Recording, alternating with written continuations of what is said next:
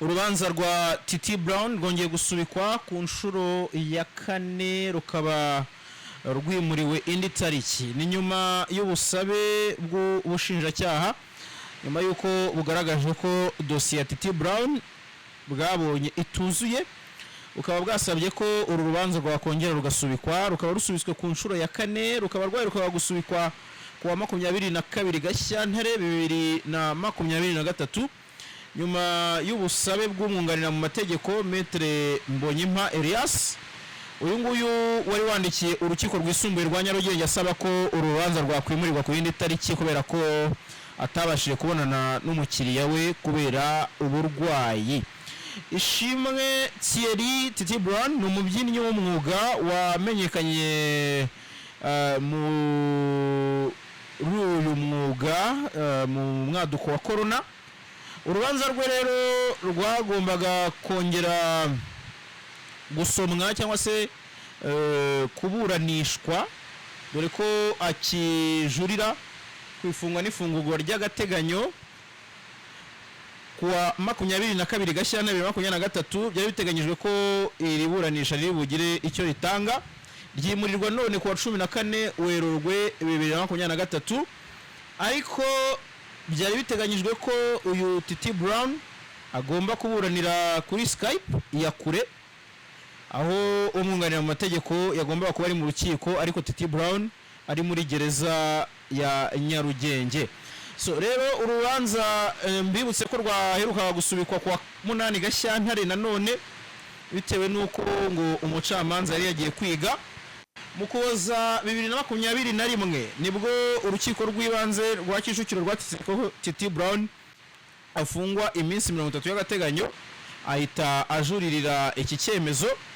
Uyu musore ukurikiranyweho icyaha cyo gusambanya umwana w'imyaka 17 bivugwa ko yakoze iki cyaha kwa 14 Kanama 2021.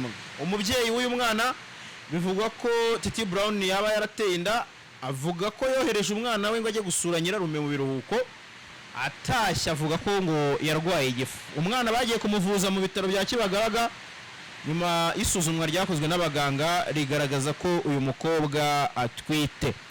Umwana abajijwe uwamuteye inda yavuze ko ngo yagiye gusura TITI Brown mu karere ka Kicukiro mu murenge wa Kigarama, bikarangira uyu TITI Brown amusambanyije nk'uko twagiye tubigarukaho mu bihe bitandukanye. Amashusho muri kubona ni ku itariki 22 Gashyantare 2023 ubwo uyu TITI Brown yari yitabiriye iburanisha cyangwa se yari yazanywe kuburana, ariko bikarangira umwunganira mu mategeko Maître Mbonyimpa Elias asabye ko uyu TITI Brown yahabwa indi tariki kubera ko batari barabashije kuganira. Ku busabe bw'umwana iyi nda ngo yakuwemo, inda bivugwa ko TITI yamuteye, afatwa ibizami nyuma yo kuyikuramo ngo bihuzwa n'ibya TITI Brown. Icyo TITI Brown asa nk'utemera dore ko kimwe mu byamuteye kujuririra icyemezo cy'iminsi 30 y'agateganyo, urukiko rwategetse ko hari ibizami yafashwe, ariko TITI Brown akavuga ko ibyo bizami atigeze abifatwa by'amaraso, akavuga ko azongera kuburana ari uko ibyo bizami byagaragajwe ndetse bikagaragazwa n'ibisubizo byabyo, akabona kuburana mu mizi. Ubushinjacyaha bweretse urukiko icyemezo cy'amavuko cyemeza ko umwana w'umukobwa yavutse tariki ya 1 Mutarama 2004, bityo akaba yarasambanyijwe afite imyaka 17. Mwiburana TITI Brown yakomeje guhakana iki cyaha, yemera ko uyu mukobwa yageze iwe ariko atigeze yinjira mu nzu ye. Uyu mubyinnyi yabwiye urukiko ko umukobwa yamubwiye ko aje kumureba ndetse anagera iwe, ariko ahamya ko atigeze yinjira mu nzu ye. Uyu musore avuga ko atigeze atanga ibizami by'amaraso nk'uko nyine ubushinjacyaha bubivuga. TITI Brown asubikiwe ku nshuro ya kane.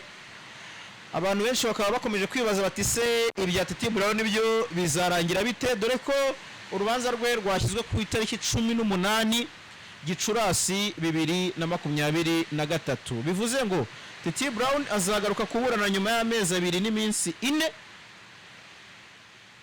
nibwo azongera kwitaba urukiko, hakaba hazamenyekana ibijyanye n'ibyo ahakana avuga ati nta bizamini nafashwe by'amaraso, nubwo bwose mfunzwe bivugwa ko hari ibizami byafashwe bikagaragaza ko nasambanyije uwo mukobwa. Titi Brown mu bihe bitandukanye tuganira n'umuryango we wagiye uvuga ko wagiye ugira ibibazo by'abamwunganira mu mategeko.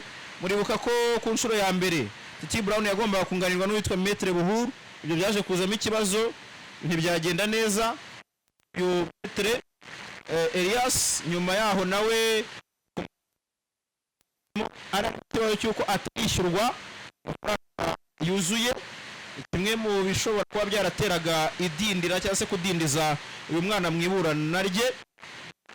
Bivugwa ko mu bitandukanye uyu muryango wagera Maître Irene umenyerewe mu kuburanira ibyamamare, ariko Maître Irene yamara gusuzuma dosiye akabona atayipeza, ngo ntawamenya impamvu yikuye kuri uyu mukiriya, cyane cyane ko ari uburenganzira bwe nk'umunyamategeko ko yafata urubanza cyangwa ntarufate.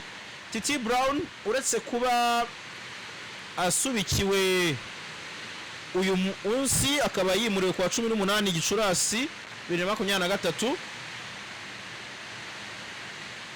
kwa 8 Gashyantare yagombaga kuburana, nabwo urubanza rurasubikwa kubera ko umucamanza yari yagiye kwiga. Kwa 22 Gashyantare rurongera rurasubikwa kubera ko atari yabonanye n'umwunganira amategeko kubera uburwayi.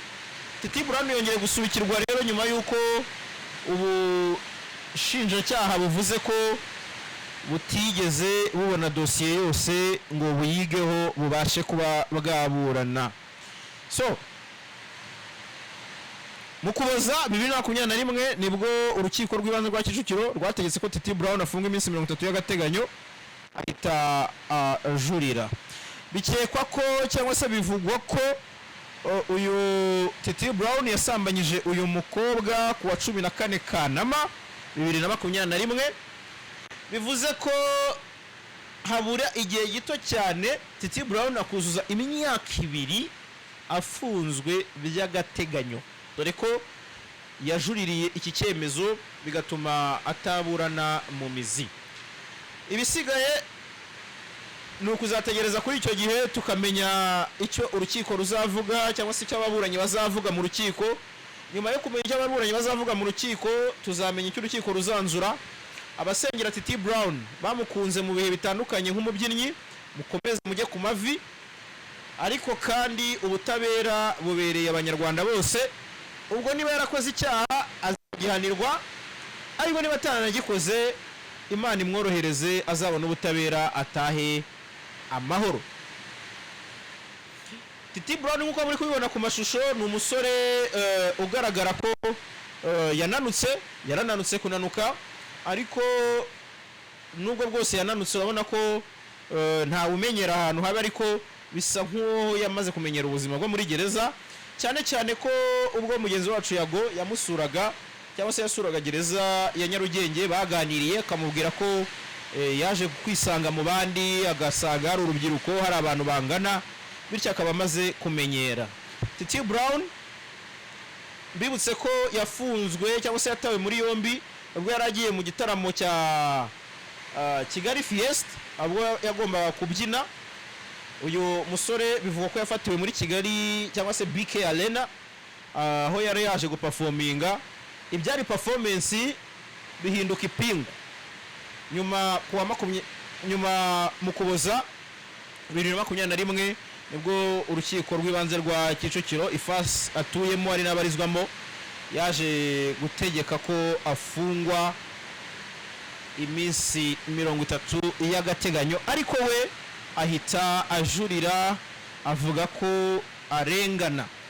Ubwo ibindi kuri uru rubanza rwa Titi Brown ngira ngo twabiharira ubutabera, tugategereza kuwa 18 Gicurasi 2023 akaba aribwo tuzamenya ngo ese koko Titi Brown arengana, ese koko Titi Brown yaba yarasambanyije umwana w'imyaka 17 akamutera inda bakayikuramo, ariko koko ibizami nkuko bivugwa bikaba byarafashwe bikagaragaza ko ari Titi Brown wari wateye inda.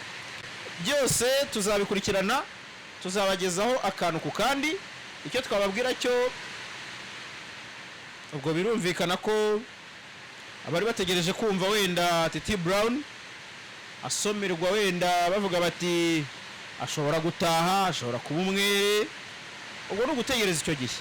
Abari ku ruhande narwo rwa victim bategereje kumva icyo ubutabera buzanzura nk'abareze, nabo bategereze icyo gihe. Reka miniranga mbabwire ko uru rubanza rukomeje kuba gaterera nzamba, ni urubanza rutinze, ni urubanza rusubitswe kenshi, ariko ibyo byose rusubikwa mu buryo bwemewe n'amategeko. Ndabashimiye abakunzi ba JALAS Official TV.